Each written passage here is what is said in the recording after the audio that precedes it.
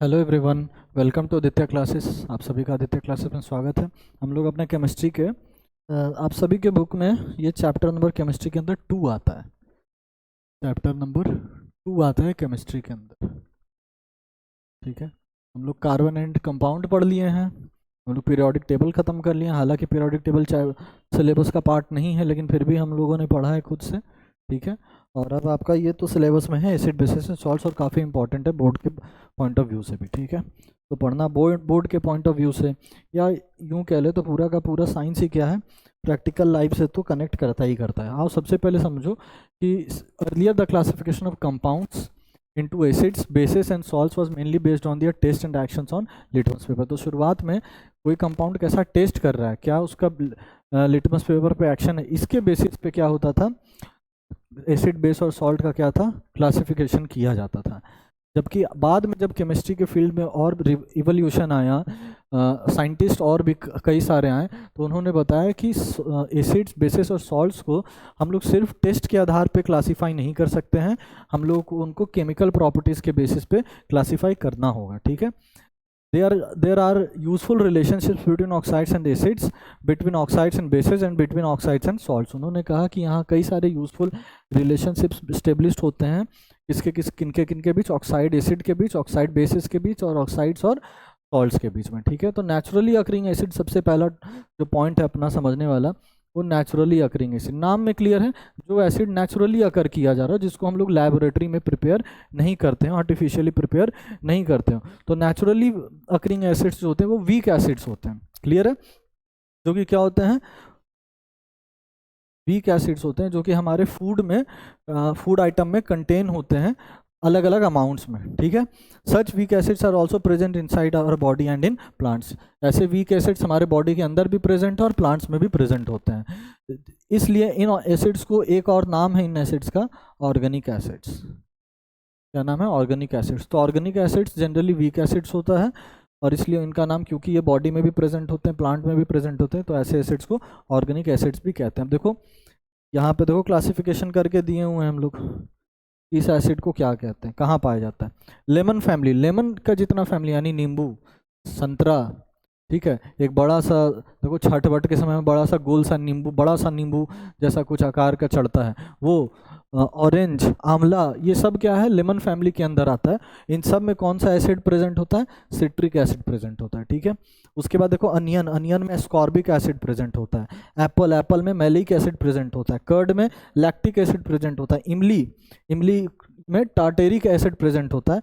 Tomato में oxalic acid present होता है। ऐसे ही बहुत सारा आइटम है, फूड आइटम, जिनमें ऑर्गेनिक एसिड्स प्रेजेंट्स होते हैं, लेकिन उनमें से कुछ का नाम यहाँ पे मेंशन्ड है, जो आप लोग ध्यान में रखेंगे तो अच्छा रहेगा। क्या एग्जाम्स में पूछता है, मैं भी पूछ दे, मैं भी पूछ दे कि बताओ इनमें से कौन सा एसिड किस में प्रेजेंट है, वो पूछ सकता है। तो बस ध्यान रखना, इतना ही ध्यान रखना काफ़ी है, इतना। ठीक है, इसके अलावा एक और नोट पॉइंट में देखो डाल के लिखे हैं, जो बी स्टिंग मारती है, यानी कि जो मधुमक्खी जो काटती है, या फिर जो एंट, चींटी जो काटती है, उसके कारण हम लोग को वहाँ पे क्या हो जाता है, सूजन हो जाता है, पेन होता है।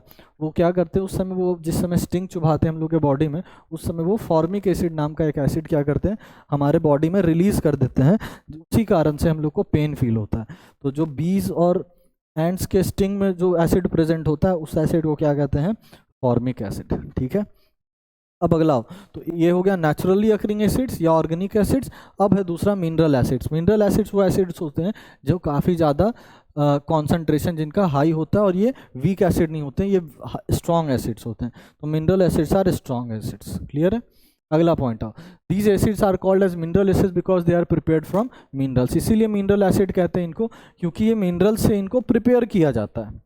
ठीक है, क्योंकि क्या होता है, मिनरल से इनका प्रिपरेशन होता है, मिनरल से प्रिपेयर्ड होते हैं ये। ठीक है, जैसे एग्जांपल में अगर हम लोग बात कर लें, यही एग्जांपल लिख दे रहे हैं, sulphuric acid H2SO4, HCl hydrochloric acid, ये सब एसिड्स क्या हैं, मिनरल एसिड्स हैं, जो कि क्या हैं, स्ट्रॉन्ग है, और कहाँ से प्रेजेंट होते हैं, कहाँ किससे प्रिपेयर करते हैं, मिनरल से प्रिपेयर करते हैं। एक और है फॉस्फोरिक एसिड H3PO4। तो ये सारा एसिड्स क्या एसिड कहलाता है, मिनरल एसिड्स। क्लियर है, दिख रहा है, मिनरल एसिड्स। एक एग्जांपल और लिख लो चाहे ज़्यादा हो तो, HNO3 नाइट्रिक एसिड कहते हैं इसको, PTC। तो ऐसे कई सारे एसिड्स हैं जो कि मिनरल एसिड्स होते हैं और ये प्रिपेयर्ड कहाँ से होते हैं, मिनरल से। अगला देखो, नाम तो नीचे लिखे दिए हैं, सल्फ्यूरिक एसिड्स, हाइड्रोक्लोरिक एसिड्स, ये रहा नाइट्रिक एसिड और उधर फॉस्फोरिक एसिड। तो नाम लिख दिए हैं, नाम बोल भी दिए। चलो, these minerals acids are very important from the industrial point of view as they are used in the manufacturing of fertilisers. देखो ये जो मिनरल्स एसिड्स होते हैं ना, ये इंडस्ट्रियल पॉइंट ऑफ व्यू से बहुत इंपॉर्टेंट होता है। पहला पॉइंट क्या कि इनका यूज़ किया जाता है फर्टिलाइजर्स बनाने में, इंडस्ट्रियल केमिकल्स बनाने में, एक्सप्लोजिव बनाने में, डाई बनाने में, पेंट पिगमेंट्स बनाने में, एक्सेट्रास। इन सब जगह क्या होता है, इनका इस्तेमाल किया जाता है, यूज़ होता है। ठीक है, चलें अब आगे। आओ अब आओ, one of the mineral acids HCl। ये सबको पता है कि हम एक मिनरल एसिड जो HCl होता है वो हमारे स्टमक में भी नेचुरली प्रेजेंट होता है। ठीक है, जो कि खाना को डाइजेस्ट करने में हेल्प करता है। अगला है एसिड बेस इंडिकेटर्स। अब देखो, कौन सा कंपाउंड एसिड्स है, कौन सा कंपाउंड बेस है, ये चीज़ कौन इंडिकेट करेगा, ये चीज़ इंडिकेट करता है एसिड बेस इंडिकेटर्स। ठीक है, तो a substance that changes its colour when added to an acid or a base is called an acid base indicator or simply an indicator. तो एक ऐसा सब्सटेंस जो कि एसिड अगर उसके साथ मिला दिया जाए तो वो अपना कलर चेंज कर ले, या बेस मिला दिया जाए तो वो दूसरे कलर का हो जाए, ऐसे सब्सटेंस को एसिड बेस इंडिकेटर या सिंपली इंडिकेटर भी कहते हैं। नॉर्मली भाषा में बार बार एसिड बेस इंडिकेटर ना कह के सिर्फ और सिर्फ इंडिकेटर कहते हैं। ठीक है, दो तरीके का अगेन इंडिकेटर प्रेजेंट है हमारे पास, नेचुरली अकरिंग इंडिकेटर और सिंथेटिक इंडिकेटर।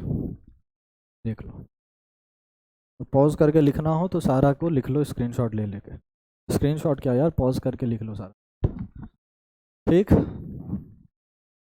चले आगे, क्लियर है? ठीक है, आओ आगे एग्जांपल है नेचुरली अकरिंग का। ये देखो, ऊपर वाले टेबल में नेचुरली इंडिकेटर प्रेजेंट है और नीचे वाले में सिंथेटिक इंडिकेटर। कौन कौन सा नेचुरली इंडिकेटर है? पहला है टर्मेरिक। टर्मेरिक यानी हल्दी। टर्मरिक है, न्यूट्रल कलर इसका येलो है। अगर टर्मरिक को एसिड के साथ रिएक्ट कराओगे, यानी एसिड अगर टर्मरिक में डाल दोगे तो अपने उसी कलर में रहेगा, येलो कलर में ही रहेगा। लेकिन अगर बेस डाल दोगे ना टर्मरिक में, तो टर्मरिक का कलर क्या हो जाएगा? रेड। तो टर्मरिक कौन से कंपाउंड से रिएक्ट करने के बाद अपना कलर चेंज कर रहा है? बेस के साथ। तो ये किसका इंडिकेटर हुआ? ये बेस का इंडिकेटर हुआ। तो याद रखना, टर्मरिक किसका इंडिकेटर है? बेस का इंडिकेटर। चलें आगे। अगला point, purple cabbage. Purple colour का भी कैबेज आता है। ठीक है, सारा और नेचुरल इंडिकेटर है।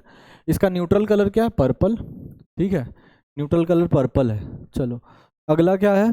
अगर एसिड के साथ रिएक्ट करा दोगे तो रेड कलर में चेंज हो जाएगा ये पर्पल कैबेज, और अगर बेस के साथ रिएक्ट करा दोगे तो ग्रीन कलर में चेंज हो जाएगा। तो क्या ये जो पर्पल कैबेज है, ये दोनों कंपाउंड के साथ रिएक्ट करवाने पे रंग चेंज कर जा रहा है, कलर चेंज हो जा रहा है? हाँ, तो ये दोनों के लिए इंडिकेटर है। तो both acid and base indicator, दोनों के लिए ये ऐसा इंडिकेटर आ गया अपने पास। ठीक है, और last of the reference, litmus. Litmus क्या होता है? लिटमस का न्यूट्रल कलर होता है पर्पल ब्लू। देखो, पर्पल ब्लू। ठीक है, लिटमस का नॉर्मल कलर क्या होता है? पर्पल ब्लू होता है। तो पर्पल ब्लू का इसका क्या है? न्यूट्रल कलर है। अगर लिटमस पेपर पे एसिड डालोगे तो लिटमस पेपर रेड कलर का हो जाएगा, रेड कलर का। और अगर लिटमस पेपर पे बेस डालोगे तो कौन सा कलर का हो जाएगा? ब्लू कलर का हो जाएगा। ठीक है, तो ये अगेन ये दोनों केस में अपना कलर चेंज कर दे रहा है। तो ये दोनों के लिए क्या है? इंडिकेटर है। एसिड का इंडिकेटर भी और बेस का इंडिकेटर भी। क्लियर है? और सबसे प्रोमिनेंट हमारे स्कूल लैब में, कॉलेज लैब में सबसे ज़्यादा प्रोमिनेंट इंडिकेटर यही होता है, लिटमस पेपर। सबसे ज़्यादा प्रोमिनेंट इंडिकेटर, सबसे ज़्यादा कॉमनली यूज्ड इंडिकेटर कौन है? Litmus paper. ठीक है, अगला सिंथेटिक इंडिकेटर जो हम लोग खुद बनाए हैं। सिंथेटिक यानी जो केमिकल इंडिकेटर्स है। पहला है फेनोप्थिलीन और दूसरा है मिथाइल ऑरेंज। पहला क्या है? फेनोप्थिलीन और दूसरा है मिथाइल ऑरेंज। फेनोप्थिलीन का न्यूट्रल कलर कलरलेस है। एसिडिक में अगर एसिड डाल दोगे फेनोप्थिलीन में तो न्यूट्रल कलर यानी कलरलेस ही रहता है। लेकिन बेस डालने के बाद फेनोप्थिलीन का कलर कैसा हो जाता है? पिंक। फेनोप्थिलीन में अगर बेस डाल दोगे ना तो फेनोप्थिलीन का कलर क्या हो जाएगा? पिंक। एसिड डाल दोगे कलरलेस रहेगा, लेकिन बेस डाल दोगे तो कैसा कलर का हो जाएगा? पिंक। तो ये फेनोप्थिलीन किसका इंडिकेटर होगा? बेस का इंडिकेटर। तो देखो, इसका इंडिकेटर है, बेस का इंडिकेटर। ठीक है, next point, methyl orange. Methyl orange का न्यूट्रल कलर येलो होता है। येलो कलर होता है मिथाइल ऑरेंज का न्यूट्रल कलर। अगर बेस डाल दोगे तो यह कलर येलो ही मिथाइल ऑरेंज का रहेगा, लेकिन अगर एसिड डाल दिए तो कलर मिथाइल ऑरेंज का क्या हो जाता है? रेड। तो किस कंपाउंड के डालने के बाद कलर चेंज हो रहा है मिथाइल ऑरेंज में? एसिड डालने के बाद कैसा कलर हो जाता है? Red colour. तो ये किसके लिए हुआ? मिथाइल ऑरेंज किसका इंडिकेटर हो गया? एसिड का इंडिकेटर। तो कभी कभी तो फिल इन द ब्लैंक्स में पूछता है ये सब कि मिथाइल ऑरेंज कौन से किसके लिए इंडिकेटर है, किसके लिए, कौन से कंपाउंड, एसिड बेस सॉल्ट किसके लिए? एसिड के लिए। उसी तरीके से फेनोल्फथालीन किसके लिए है? तो बेस के लिए। कलर क्या हो जाता है वहां तक पूछ देता है कि कलर क्या हो जाता है। मिथाइल ऑरेंज एसिड डालने के बाद कौन से कलर का होता है? Red colour. फेनोल्फथालीन बेस डालने के बाद कौन सा कलर होता है? Pink colour. तो ये सब चीज़ ध्यान में रखना है, ठीक है। देखो मोस्ट जो कॉमन इंडिकेटर स्कूल लेवल पे है लिटमस पेपर, 2 कलर में आता है, ब्लू रेड, क्लियर है, पर्पल ब्लू में, ठीक है। बेस डालने, रेड लिटमस पेपर पे अगर बेस डालोगे तो कलर क्या हो जाएगा? ब्लू। और ब्लू लिटमस पेपर पे अगर एसिड डालोगे तो कलर क्या हो जाता है? रेड हो जाता है। सबको पता है ये पॉइंट तो। चलो नेक्स्ट पॉइंट है यूनिवर्सल इंडिकेटर। यूनिवर्सल इंडिकेटर देखो क्या होता है, ये एक mixture of many common indicators each showing colour over a certain pH values is commonly called the universal indicator. बहुत सारा अलग अलग इंडिकेटर को क्या कर देते हैं? मिक्स कर देते हैं। ये सारे इतना सारे इंडिकेटर दिख रहा है, सबको मिक्स कर दो। सबको मिक्स करने के बाद एसिड डालो, जो कलर जो हुआ उसके हिसाब से उसका पीएच वैल्यू सेट कर दिए। बेस डाले, जो कलर जैसा जैसा कलर शो हो रहा है उसके हिसाब से उसका पीएच डाल दे रहा है, क्लियर है। देखना, तो जिस स्केल पे एसिड का और बेस का अलग अलग पीएच वैल्यू इंडिकेट करते हैं उस स्केल को कहते हैं पीएच स्केल। क्या कहते हैं उसको? PH scale. और जो पैरामीटर होता है कि कोई एसिड कितना एसिडिक है या कोई बेस कितना बेसिक नेचर का है, ये तो इसके लिए एक पैरामीटर है, उस पैरामीटर को कहते हैं पीएच। उस पैरामीटर को क्या कहते हैं? देखना यहाँ लिख रहे हैं पीएच। इसका फुल फॉर्म होता है पोटेंशियल ऑफ हाइड्रोजन, शायद यही होता है, एक बार चेक कर लेना। पोटेंशियल ऑफ हाइड्रोजन, पीएच का फुल फॉर्म क्या होता है? Potential of hydrogen. तो ये पीएच एक ऐसा पैरामीटर है जो कि क्या बतलाता है कि कोई एसिड कितना एसिड है और कोई बेस कितना बेस है, ठीक है। चले अब थोड़ा सा इस पीएच इंडिकेटर के स्केल के बारे में बता दें, थोड़ा सा सुन लो, उसके बाद ये क्लास ख़त्म। इस पीएच स्केल के बारे में बस थोड़ा सा सुन लो, ठीक है, ज़्यादा नहीं मैं बताऊंगा। ऐसा एक स्केल होता है, इसका क्या होता है?